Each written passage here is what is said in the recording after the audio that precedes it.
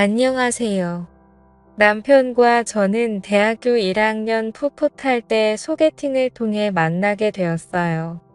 그때 만나 서로 첫눈에 반해버렸고, 그렇게 우리는 사랑이 깊어져 결국 결혼에 골인하게 되었습니다. 남편은 저를 누구보다 아끼고 사랑해 주었어요. 20대 건강한 남자라서인지 부끄러운 이야기지만 연애 때부터 결혼할 때까지 한결같이 사랑을 키워나갔습니다. 저는 어느 누가 봐도 예쁘고 귀엽다는 말을 했고 저에게 끼가 조금 넘친다고 말들을 하더군요.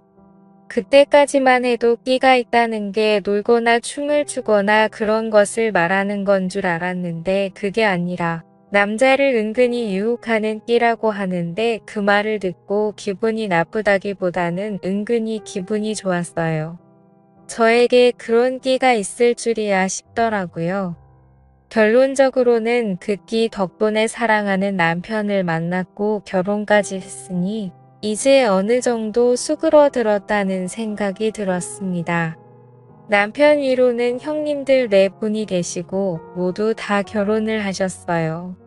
남편은 막내이면서 시아버지 아픈 손가락이라서인지 남편에게 애정을 쏟아주셨고 그래서인지 며느리 중에서도 막내 며느리인 저를 귀여워해 주시고 예뻐해 주셨어요.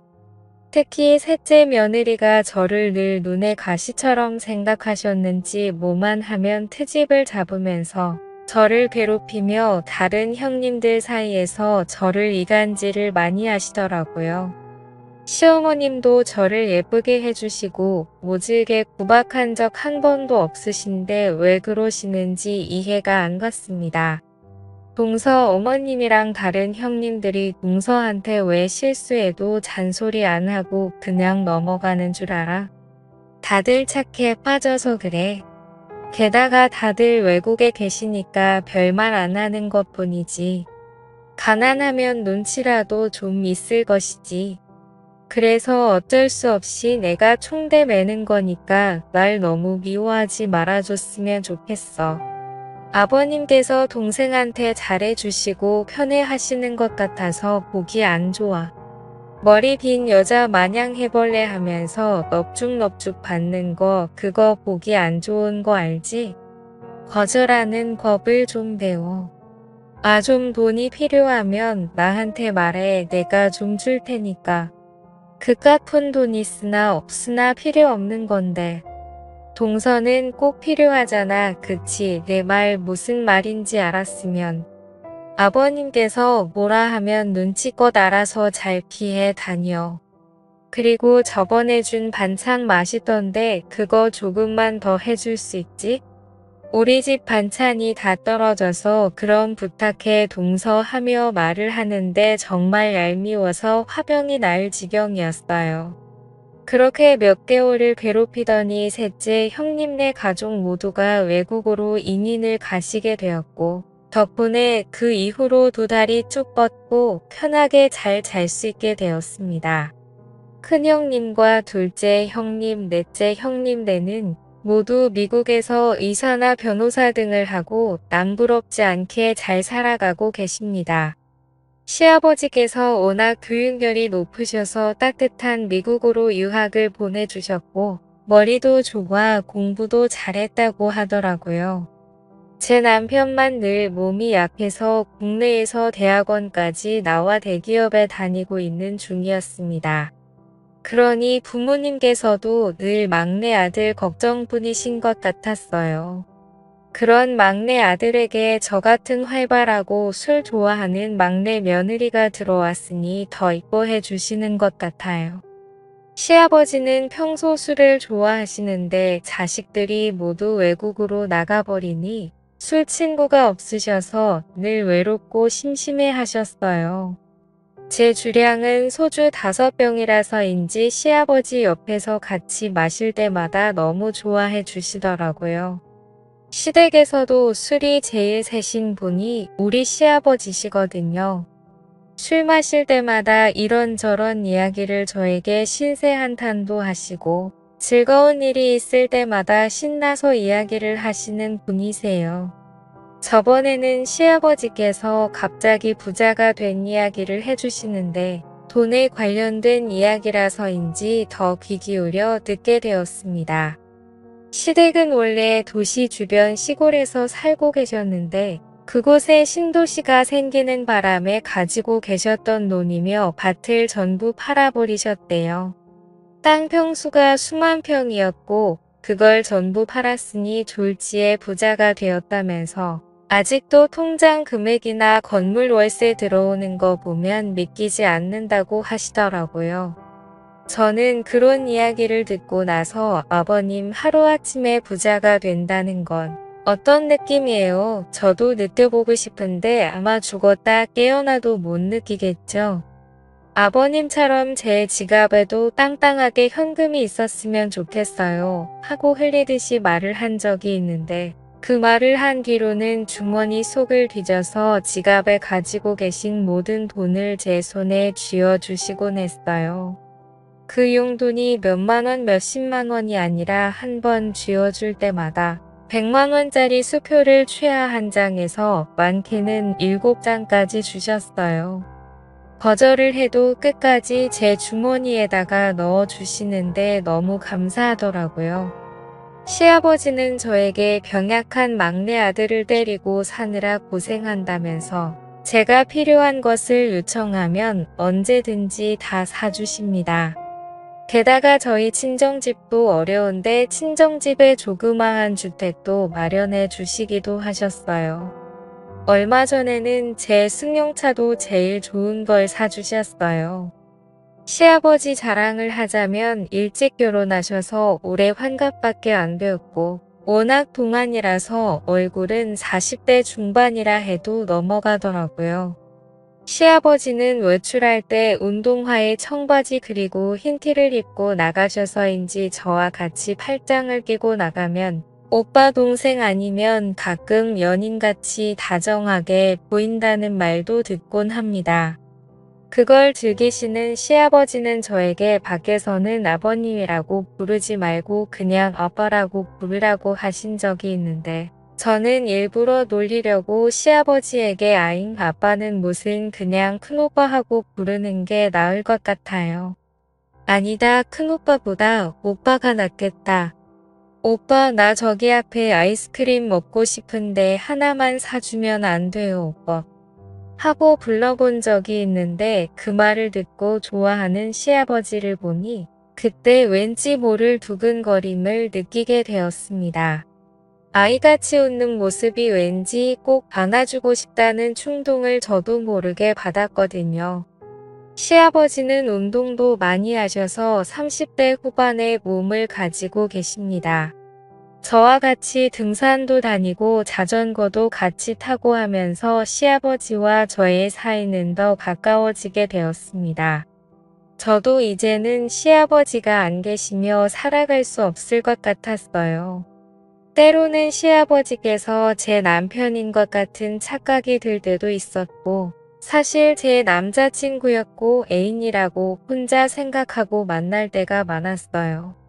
솔직히 모든 면에서는 남편보다는 시아버지와의 마음이 너무나 잘 맞더군요. 시아버지와 저는 전국의 관광지나 맛집을 같이 찾아다니면서 여행도 다니고 하는데 시어머니는 별 의심 없이 며느리와 시아버지 사이가 좋은가 보다 생각하고 지켜보셨고 저희 남편도 아들로서 못해준 효도를 저보고 해달라고 부탁을 하더라고요. 그렇게 시간이 지나가고 어느 순간부터는 시아버지가 점점 남자로 보이기 시작하는데 저는 그 순간 깜짝 놀랐습니다. 마음속으로 시아버지를 사랑하게 된 것 같았거든요. 시아버지도 말씀은 안 하시지만 그런 눈치였어요. 저희 두 사람은 서로를 느끼고 있었어요. 세상 사람들은 저에게 돈 때문에 시아버지를 이용하겠다고 말들은 하겠지만 그렇게 볼 수도 있겠구나 하는 생각도 듭니다. 저는 어릴 적부터 주변 사람들로부터 너무 예쁘다는 이야기를 참 많이 듣고 살았어요. 친정집은 가난했지만 화목했습니다. 그러나 돈이 없으니 먹고 싶은 것 입고 싶은 것 마음대로 하지도 못했어요. 돈 많은 부자들이 정말 부러웠고 저는 제 자신이 너무나 예쁘기 때문에 외모를 무기로 돈 많은 부잣집에 들어가겠다고 수백 번 다짐을 하고 살았거든요. 저는 남자가 나이 많은 건 관계가 없다고 생각하고 살아왔습니다. 나이가 많아도 저를 부유하게 만들어준다면 그 남자를 사랑하겠다고 다짐을 했거든요. 그 기회가 서서히 다가오고 있다는 느낌이 들기 시작했습니다. 그 대상은 제가 사랑하는 내 남자 시아버지였습니다. 뭐 사랑이 별거 있겠어요. 세상에는 죽도록 사랑했지만 돈 때문에 깨져버린 사랑도 있으니까요. 부부간에도 돈 때문에 싸우고 돈이 없어서 사랑하는 관계도 미워하는 관계로 변하는 걸 제 주변에서 많이 봤습니다. 저보고 돈에 미친 여자라고 하시겠지만 그래도 할 수 없어요. 저는 돈과 우리 시아버지를 사랑하고 있으니까요. 그런 생각으로 생활하고 있던 어느 날 시아버지와 단둘이 있는데 그날따라 기분이 참 묘하더군요. 밖에는 여름 장맛비가 억수로 쏟아져 내리고 있었고 시아버지는 식사 준비를 하고 있는 저의 모습에 그날따라 눈길을 떼지 못하시는 겁니다. 저는 무더운 여름이라 짧은 바지와 얇은 티셔츠를 입고 있었거든요. 일부러 시아버지 앞에서 제 매력을 어필하려고 했던 것도 같네요. 제 모습을 제가 봐도 난 참 끼가 많구나 하고 생각했습니다. 저는 제 남편에게 느끼지 못한 이상한 묘한 느낌을 시아버지를 통해 느끼고 있었어요. 시아버지는 그날따라 식사하는 도중에도 저의 모습에 정신을 못 차리는 것 같았고 식사를 하시면서 저에게 오늘따라 우리 며느리 모습이 정말로 예쁘다 하시면서 자기가 젊은 나이고 며느리만 아니라면 프로포즈 하고 싶다는 엄청난 말을 저에게 하시는 겁니다. 안 그래도 그 말씀에 놀랐는데 그 놀라움이 가시기도 전에 그 뒤에 말은 더 엄청났습니다. 오늘따라 너에게 용기를 내고 싶다고 말씀하시는데 저는 잘못 들은 줄 알고 깜짝 놀랐습니다. 저는 못 들은 척 아버님 저를 어떻게 하시겠다고요? 설마 제가 잘못 들은 거겠죠? 만약에 맞게 들었다면 아버님 오늘 농담이 좀 지나시네요 하고 말을 했는데 왠지 그날이 제 인생 역전을 할 수 있는 기회인 것 같아서 바로 시아버지 손을 잡고 아버님 언젠가는 그런 기회가 오지 않을까요? 하고 말씀을 드렸고 시아버지는 아무런 말씀도 없이 저를 보면 웃으셨습니다. 그렇게 식사를 마치고 다 먹은 그릇을 치우려고 일어서는 순간 갑자기 시아버지는 제 손을 잡으셨고 그렇게 저도 가만히 있어서 한참을 손을 잡고 있었습니다. 이후로 더 이상의 실수는 하지 않았죠. 하지만 저는 오늘 무슨 실수가 벌어져도 괜찮다는 생각을 하고 있었기에 싱겁게 끝나버린 시아버지의 용기가 너무나 아쉬웠습니다. 정말 제가 정신이 나간 것인지 남자를 밝히는 것인지 아니면 돈에 미쳐가는 것인지 잘 모르겠어요. 저는 서서히 시아버지가 제 남자가 뛰어가는 느낌이 들기 시작했습니다. 저는 제 방으로 들어와 커피를 한 잔 마시며 지금까지의 인생을 생각해 보니 이제는 더 이상 물러설 곳이 없었어요. 시아버지도 제 마음을 아셨고 저 역시 시아버지 마음을 알아버리고 말았습니다. 그래도 어쨌든 시아버지와 막내 며느리 사이인데 도덕적으로 있을 수 없는 일이며 엄청난 일이잖아요. 시아버지와 저는 밖으로는 내색 한 번 안 냈어요. 같이 술도 마시고 손까지 잡고 있는 그런 사이로 발전해 나가기 시작했습니다. 저도 사람인지라 때론 이건 아닌데 하면서도 시아버지와의 사이에 빠져들어가고 있었어요. 저는 친정아버지께서 일찍 돌아가셨고 오빠가 없으니 집안에 남자들이 없었어요. 그러니 시아버지가 제 아빠때론 오빠 같은 존재가 되어버린 것 같았어요. 시아버지는 한 번씩 술에 취한 날에 들어오시면 너 없이 못 살겠다는 말을 자주 하시곤 합니다. 그러던 어느 날 시아버지와 술을 한잔하면서 앞으로의 일에 대해 여러 가지 대화를 했고 제가 제 주량보다 훨씬 더 많이 마셔버리고 말았어요. 그날 시아버지는 작정을 하셨는지 술을 마시다가 갑자기 제 옆으로 오시더라고요. 그리고 결국 우리는 누가 보더라도 사랑하는 연인처럼 실수를 저지르고 말았습니다. 그날 이후 시아버지와 저의 사랑은 들키지 않고 1년을 유지했어요. 그동안 남편은 건강이 더 나빠지게 되었고 점점 살이 더 빠지고 앙상하게 보이기 시작했습니다.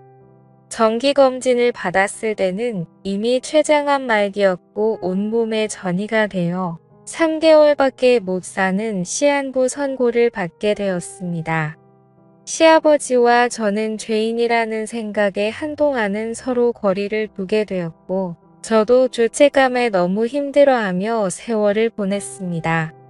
시아버지와 저는 3개월 동안은 앞으로 며느리와 시아버지 관계만 유지하고 남편을 위해 온갖 정성을 다해 간병해 주기로 했습니다. 3개월 동안 남편을 위해 정말 최선을 다했고 남편은 결국 3개월도 못 살고 이 세상을 하직하고 말았습니다. 온 가족들이 모두 모여 젊은 나이에 떠난 남편이 불쌍하다고 다들 슬퍼해 주셨고 남편의 장례를 잘 치렀습니다. 시어머님은 30살밖에 안 돼서 세상을 떠난 아들이 그리와 식음을 전폐하고 오시다가 그 충격에 갑자기 쓰러지셨고 우리는 장례식이 끝난 지 얼마 되지도 않았는데 갑자기 쓰러지신 시어머니를 모시고 응급실로 갔습니다. 그렇게 응급실로 간 시어머니는 깨어나시지 않으셨고 결국 운명하시고 말았습니다. 저희 집은 일주일 차이로 남편과 시어머니의 장례를 치르게 되는 끔찍한 상황을 맞이하고 말았습니다. 미국에서 오셨던 형님네 가족들은 모두 다시 돌아가시고 이제 한국에는 시아버지와 저 그리고 제 아들 이렇게 세 사람만 남게 되었습니다. 저는 30대 젊은 나이에 남편 없는 과부가 되었습니다. 앞으로 먹고 사는 것은 시아버지께서 주신 덕분에 전혀 지장은 없었고 시아버지는 손자를 우리 두 사람이 힘을 합쳐 잘 키우자고 말씀을 해주셨습니다. 저 역시 재혼하지 않고 아들을 잘 키우겠다고 약속했어요. 시아버지는 정말 좋아하시더군요.